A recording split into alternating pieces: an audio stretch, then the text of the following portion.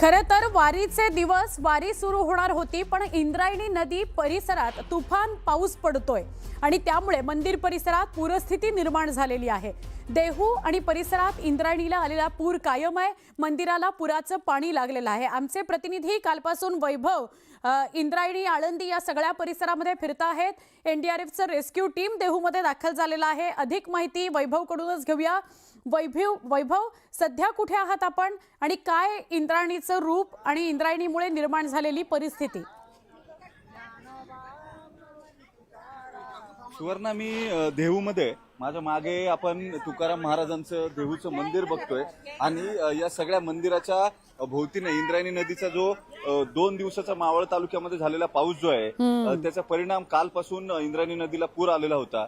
आता हा पूर थोडासा ओसरलेला जरी असला तरी पात्र पाहतोय आपण इंद्रायणी नदीनं कशा पद्धतीनं रौद्र रूप धारण केलंय।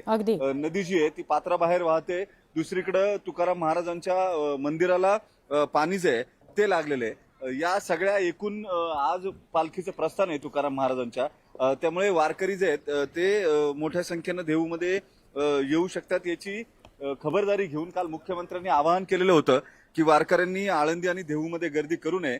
परिस्थिती जी आहे पावसाची, ऑरेंज अलर्ट जो आहे तो देण्यात आलेला आहे आणि त्याच्यामुळे या सगळ्या परिस्थितीत वारकरी जे आहेत त्या आहेत त्यांनी तिथंच थांबावं अशा सूचना दिल्यानंतर आता प्रत्यक्षात वारकरी जे आहेत ते अपेक्षित संख्या जी त्यांची नेहमी असते ती नाही आहे, संख्या कमी आहे, मात्र तरी सुद्धा सगळी काळजी जी आहे ती प्रशासनाकडून घेतली जाते। आपण पाहतोय इंद्रायणीच्या पात्रामध्ये रेस्क्यू बोटीज ज्या आहेत त्या रेस्क्यू टीम्स सह स्टँड बाय आहेत आणि थांबूनच आहेत।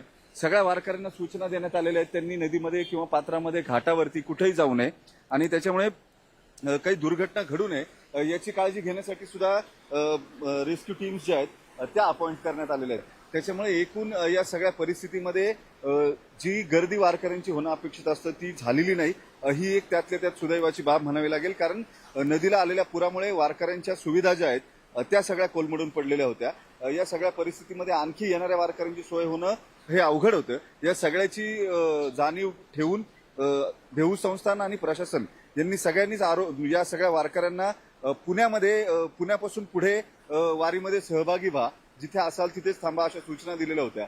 काल रात्री आज सकाळपासून तशी पावसाने जरा उघडीप दिलेली आहे, त्यामुळे आसपास असलेले वारकरी जे आहेत ते मंदिराकडे पोहोचताना आपण पाहतोय साधारण दुपारी 2 वाजेच्या सुमारास तुकाराम महाराजांच्या पालखीचं प्रस्थान जे आहे ते मंदिरातून होईल आणि पुन्हा देहूमध्येच आज पालखी मुक्कामी असेल। सुवर्णा, नक्की धन्यवाद वैभव, आपण माहिती दिलीत त्याबद्दल। आमचे सहकारी वैभव देहूमध्ये आहेत आणि तिथून आपल्याला सगळे अपडेट देत आहेत।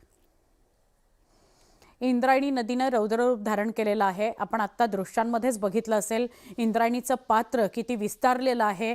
एकतर घोंगावणारा वारा, वरून पडणारा मुसळधार पाऊस आणि त्यात नदी पातळी थोड्या थोड्या अंतरानं का होईना वाढत जाणं, ती उजव्या डाव्या बाजूनं सुद्धा विस्तारणं आणि त्याची पाणी पातळी सुद्धा वाढणं ही धोक्याची घंटा आहे।